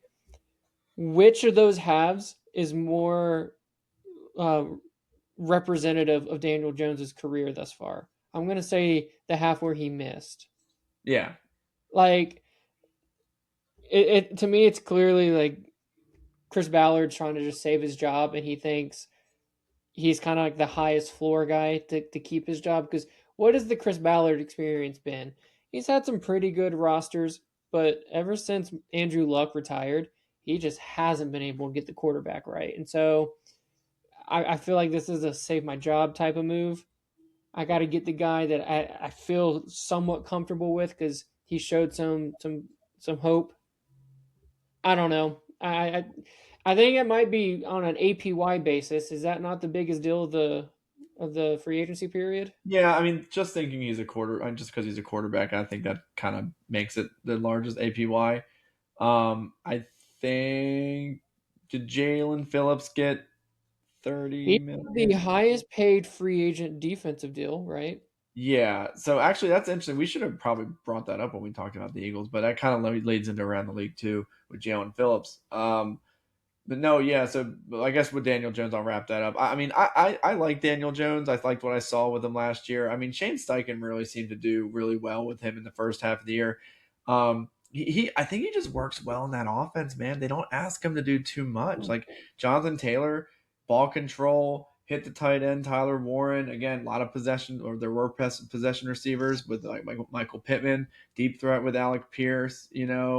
Gosh, who's the other guy? Josh Downs. So like he isn't asked to do too much in that offense, and he can run when he needs to. And I just like how he fits with Indianapolis. I mean, I liked him. He Did you seems, mention Tyler Warren? yeah, Tyler Warren, yeah. No, I love him a lot, dude. I like Tyler Warren. Had him last year in one of my fantasy teams. He's really good. And I think he's only going to get better. I think he kind of did hit a rookie ball last year, but I think he'll do even better next year. I just don't think this injury is going to basically have him back in time for him to really make a lot of success in this next coming year. But that's why I think they had that second year, just because hopefully he gets into some games and the next year he's available, and then they'll make a decision after that next year. But I think going into Jalen Phillips, that was a lot of money. Some Eagles fans were seeing reports that like, oh, we're gonna get this deal done with Phillips before the legal tampering starts. But dude, that did not happen because Carolina came out and just threw the bank at him. And I'm gonna be honest, I was talking to some friends on our group chat, and one of our boys said he's top 5 when healthy. Don't know about that. I don't know if he's top 5 when healthy. I would say he's like in the 10 to 12 range when he's healthy. He's definitely like Jalen Phillips. He's like an advanced stats guy. Like he gets pressures and hurries and things like that. But like he doesn't he doesn't make a ton of tackles. He doesn't make a ton of explosive plays behind the line of scrimmage. He doesn't make a lot of sacks. But he's just generally getting okay to good pressure on the quarterback, which again matters a lot. Hurries and pressures matter a ton. But listen, if I'm spending $30 million a year, like I need splash plays. And he was on the Eagles for a whole second half of the year on a really good defense, and he only had 2 sacks. And listen, I'm not sack counting here, but like I need You're stat something. counting. I'm sack counting. I need a little bit more. Like he was invisible, and you know what? Sometimes you can not have a sack. Pause. And sometimes, like you still make a play. Like you can still notice, oh, that play was generated because Jalen Phillips collapsed the pocket, made the quarterback roll right, or made him step up, or something like that. He just went invisible for a lot of the second half of the year, and I'm not spending $30 million on an invisible man. I'm not doing it. So good luck to him in Carolina. He had a great time in Philly, from what I hear. It sounds like he had a good time here, but we're not beating 30 million a year for Jalen Phillips. Somebody So brought up a good point. Last year, there was what reportedly a deal with the Panthers and Milton Williams in place until the Patriots came in I remember that. and offered him the 27 a year. And someone theorized that happened this year, but the Panthers were like, we're not going to lose a guy because we're not willing to go 3 million extra. Yep. And so that was their Jalen Phillips this year. They're like, we're not going to let him go somewhere else for 27. We're going to give him the 30. Like, I dang just it, thought we're that gonna was an land. interesting We're, point. we're gonna land our Eagle free agent this year. We're gonna land that defensive lineman. I thought I saw some Eagle website or whatever suggest, Eagles are working really hard to bring back Jalen Phillips. Maybe get him at like a 20 mil a year, Yeah, APY. never had a And chance. it's just funny looking back, and it was like you're only 2/3 of the way there. Like that's not happening. Honestly, I don't even know if I was comfortable with 20. Well, The problem, like like I actually like if you told me, if you're like an advanced stats guy, if he was, I mean, top 5 might be a little rich, but like you said, when healthy, he was a top 15, top 12 guy. I could believe it, but he's had some injury yeah, issues, like going all the way back to college, and if you get hurt in college a lot, you don't typically get healthier in the pros. Um, so yeah, he's battled a lot of injuries, and so I think it was fair to have some skepticism. Yeah, I mean, he tore his ACL, then he tore his Achilles, and then so even that's in the pros, mind you. Like that didn't just happen in college. He tore his Achilles and tore his ACL in back-to-back years, and all the things that happened in college with his concussions and his medical retirement as a freshman in college. He has a lot of issues in terms of like his like just staying on the field ability. But look, if he plays, he's good. Does he make all the big splash plays? No, but I think he'll help Carolina. I definitely do. I think that's a good rebuilding defense they got down there. They spent a good pretty penny to make it happen. So I'm sure he'll do well down there. So that's good. Or I guess over here in Carolina. What else should we touch on? One Injury more big report? one. I think it's only fair talk about Malik Willis going to the Dolphins.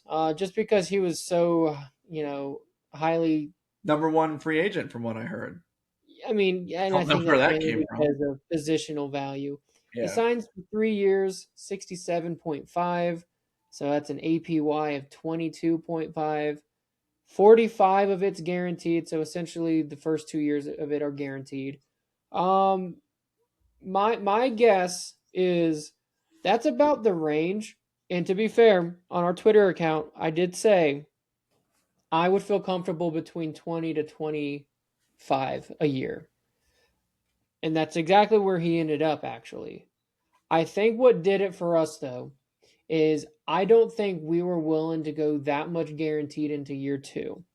Mm-hmm. And so, had we been able to get him at, let's just say, a 1 year guaranteed deal, like a 3 year deal, but just mainly the guarantees in year one, I think we may have been more competitive. But when he was able to get 2 years guaranteed from the Dolphins, I think that's when we threw our hands up when we just said, "Good luck in Miami." Um, it's interesting because the Dolphins went on a fire sale. Like they just started cutting everybody, and they were just like, "Anyone want to swap seventh round picks for some of our players?" It is interesting to see them get aggressive, relatively speaking, at quarterback, given that they're taking the huge hit with Tua. Tua's going to be like a $99 million cap hit. Over 2 years. And Yeah. so, why they're not just trying to go super cheap with Quinn Ewers or a rookie to offset that, Yeah. just like the Broncos did with Russell Wilson? Like they're I not mean, the going to Bron- be competitive. Like they're just not going to be competitive. Why be somewhat competitive with Malik Willis and expensive when that's you what can I under. just be? That's what I don't understand is, I mean, again, he's not a guarantee. He's only got what 6 career starts or something. And so I can't even just say like for certainty, yeah, they're going to win 7 games, but you're paying them to not win only 3. You know what I Yeah, mean? Like, exactly. why not just like I can get you 3 wins with Yeah, Quinn and as Ewers, maybe. and as a Quinn Ewers dynasty owner, I'm disgusted that they didn't give my guy a chance. Like, come on. Like he was putting up numbers at the end He of the year. actually was decent last He year. was That's why I'm a decent. little surprised. I get the connections to Green Bay. The head coach was the defensive coordinator for the last 2 years, so he saw him in practice every day. The GM was part of the front office in Green Bay. I get that. I'm a little surprised though that given how cap strapped they are, that they were like, let's move a couple things around because we really want this guy. Like he's worth moving things around for. It shocked me. I really thought he was going to be our quarterback, and that's what we'd be talking about today, is the Malik Willis experience in Arizona. But like I said, I'm more okay with tanking and then probably most are. And so not getting Malik was probably the best case scenario for that. Um, but I thought it was still worth mentioning. He was the number one quarterback free agent, and he had ties to Arizona. So wanted Yeah. to at least throw it out there. All right. Well, that's good. That's a good free agent wrap up. I mean, I can't think of. I mean, there's tons. So I mean, we'll listen. We'll be back next week to talk about tons more free agents that are probably going to be signed or traded at this point.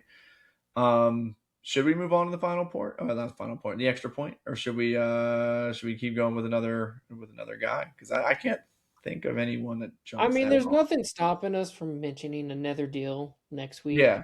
Not like this Yeah. is the last week we can ever mention anything. Yeah. So Exactly. I think the extra points, appropriate. All right. Let's see. I got it. The extra point. There we go. I beat you to it. All right, cool. So my extra point this week was discussed by my wife, Marissa, and I was very adamant that I will bring this up on the pod, and she said give her credit. So this is credit to you, Marissa. The crux of this is that we live in Holly Springs, which is a rather hustling, bustling type of up kind of good town. Got a lot of things going on around town, and nice little busy main street. It's not like a huge city, but it's a pretty busy town. And we have noticed an uptick of traffic. And the thing that really bothers us the most with this traffic are bikers. Now, I don't love bikers. Okay. I don't hate bikers, but I'm annoyed by them. Okay. Very annoyed. And the one thing that I am most annoyed by them is listen, if you want to go and ride your bike, whatever, stay on the side of the road. Like, don't stop traffic. Fine. I'll let you do that. I'd rather you be on a bike path. Cool. Whatever. But the one thing I hate more than anything else when it comes to bikers is when they have a child either behind them or in a little side buggy and they're just like making it, and they're like very, very flimsy looking compartments, and they're just hanging out in the back of a bike on a road with like 35 to 45 mile an hour cars, and any weird movement, any weird bump, any weird turn, any weird jostling of the steering wheel from me or them could lead to a child getting harmed. Like, and I just, why as a parent would you ever put yourself in a situation where your kid is on a road with other motorists, like cars, and and any wrong move could potentially harm them like severely. I hate that. It always makes me nervous. I'm like behind them, just very, because typically with bikers, if you do a good job, you kind of like you go around them, we'll do a little shimmy shake and get around the bikers. Dude, when there's like a kid compartment on there, I'm just like, oh my god, like I'm not even gonna risk it, because like honestly, at the end of the day, if I like bump into a biker on accident, I'll live with it. Oh no, like he fell off. We'll go talk about it, whatever. But dude, if that happens with a kid, like who knows what's gonna happen to that kid? Like that's extremely dangerous. Like I too much stress. Too much stress. What's your thoughts on bikers on roads? I mean, I'm thinking about you specifically as a teacher. If you were to actually like have an accident with a kid, it's not Oh, like man game hits over. kid. It's teacher hit. Like if it were me, it would Game say over. man hits kid. But no, they're late. They're saying we want you to know a teacher hit a kid. Yeah, like I didn't. Yeah, that's scary to think about. And they're usually just in these really flimsy, and I can't stress enough, flimsy little side caddies. Like they're like made of like tissue paper. So I'm just like I can see the kids in there and they're just mind their own business, doing whatever. Sometimes they're like little tiny toddlers, and I'm like, why would you bring your kids out here? Like, do you value your vanity and your fitness of how you look on this bike, and that you're oh I'm riding the bike, I'm a free spirit, and you're gonna like put your kid at risk? Leave him at home. Like send him, like bring him to the park, like do it on a park, you know what I mean? Like why are you doing this on a road? Like you could take the bike, put it on a car, put your kid in the car, drive to a park, and then put the kid on the bike with you on a nice little joyride. Love that. That's amazing. Like that's so beautiful. Cool. I love it. Great. Nothing wrong with that. Great bonding moment. Sign me up, right? Main Street, 5 p.m. Thursday afternoon, people disgruntled and getting home from work, and all of a sudden you got like little Timmy behind dad and mom, or like little Timmy behind like one of them. Just, oh, I'm gonna go get some groceries at the Whole Foods because I want to make sure I'm gonna be very economic about this, dude. Like, stop making everyone freak out. Like I am panicking behind you right now because I don't know what's gonna happen. I guess I'll go on forever about it. They need to stop. It's Are ridiculous. there bike lanes? No, not come on now. North Carolina. I was like out here just because there's so much sunshine and on the West Coast there are bike lanes. Like people ride bikes. No, there's one. There's a white line, and then there's the dirt, and they go in Yeah, between. Yeah. So Look, that's the play I'm with clay. you on that. It's too risky. That's the play clay. It's scary. It makes me nervous as a driver, and it would not that I actually rode a bike in a busy traffic like that, but it would make me nervous as a rider as well, a bike Yeah. rider. Oh my gosh. Like that child is your life. You know, like you spent so much time raising that kid, and you're just gonna be like, yeah, come on, like hook up to the back of my real flimsy 9 speed. Let's go get some Whole Foods. Like, come on, like, Right. geez, how little do you care about what you put in for that child that you're just willing to risk it? My goodness. All right, that's all I got. What's your extra point, or do you have one?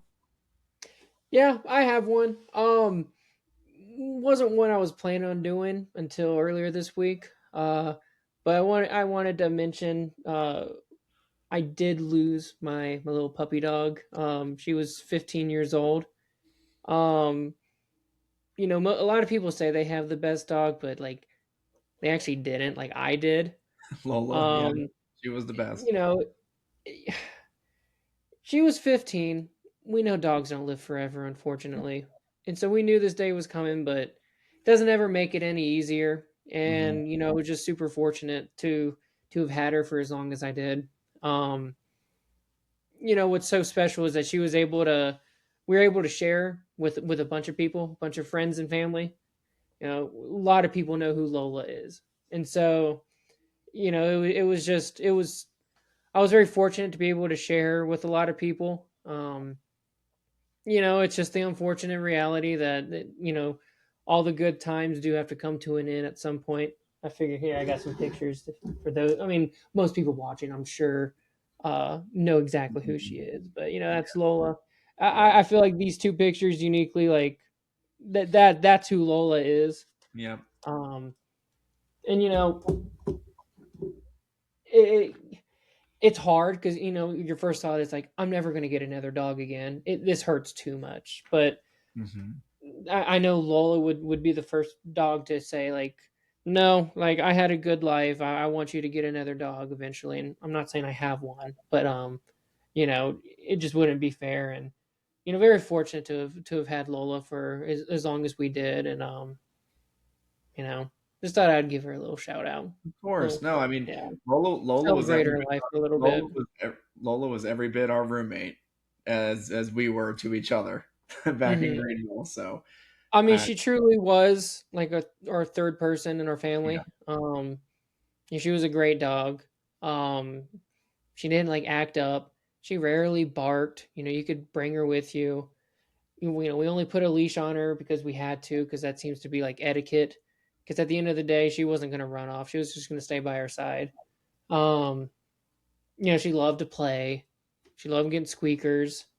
Um, so yeah, just wanted to give her a little shout out and celebrate her life. she as you should. As Yeah. listen, Lola was amazing. I really enjoyed just hanging out with her when I was with you guys in Greenville. So, I mean, that was a really cool time because I mean, she was like the apartment's dog. I mean, like, Right. because she was. I mean, like that's how it was, and you had a very you went off after ECU and spent a lot more time with Lola than I did. So that's awesome that you were able to have that time with her. And man, I lost my dog a couple years ago who was 17. So I totally get it. Like we're at that age, unfortunately, where where the animals that we had as we were, teenagers or young adults, like we said, they don't last forever. They don't, and I mean, she's been a part of my life for yeah. more than a third of it. Yeah, Like, that's no, crazy to think yeah, about. no, absolutely. I remember when my dog Philly died. She was 17, and that was more than half of my life at the moment. So like that, like there was more days where I'd wake up with Philly than not.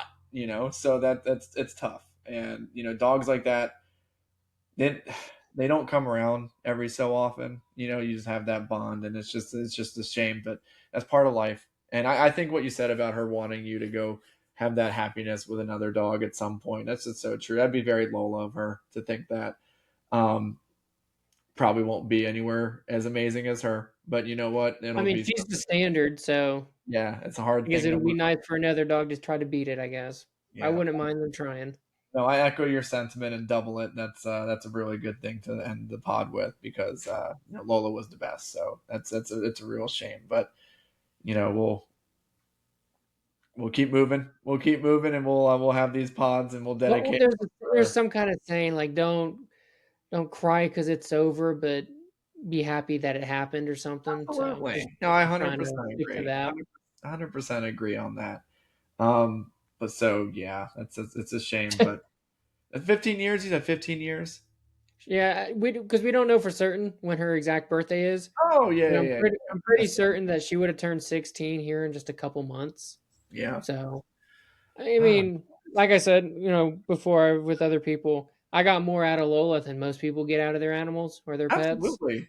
So Yeah, I don't want to get too greedy. absolutely. So yeah, that's a good thing to end on for sure. But for next week, Tanner, what do you think we should focus on? I think we should probably like finish up more free agents, because there'll be probably more free I think agents. there's probably a little bit left with free agency. I think most of the heavy lifting has been taken care of. It's Yeah, more just like crossing T's and dotting I's. yeah. I think it's ready to get full on into draft season. Oh man, don't get me started. So we don't know the exact schedule for how we're going to tackle draft season, but next week we're definitely going to have some sort of plan to kind of like divulge out to you guys. Listen, we will have a lot. We have a lot planned. We have mock drafts. We have just a couple hours ago we hammered out a draft weekend schedule. Well, there will probably be multiple pods that weekend just to make sure that we cover the enormity that is the NFL draft. So we have a lot of exciting things to cover over the next month. Um, I don't know. Again, like I said, don't know how we're gonna break it down. Like, there's a lot whether we do positions or offense and defense or team needs, things like that. We'll probably bring on more experts, so expect another third person at some point. So that'll be cool. And yeah, so I'm excited for the draft. Tanner, are you stoked? Are you stoked for this upcoming draft season? It's all I have to look forward That's, to. that's a, why don't I ask Tanner if he's excited for draft season? That's a stupid question. All right, guys. There Well, are no stupid questions, just stupid people. and you know what? Guilty as charged. All right. So thanks everyone for joining us on Birds Coast to Coast, and we'll see you next week. Have a good one. Later.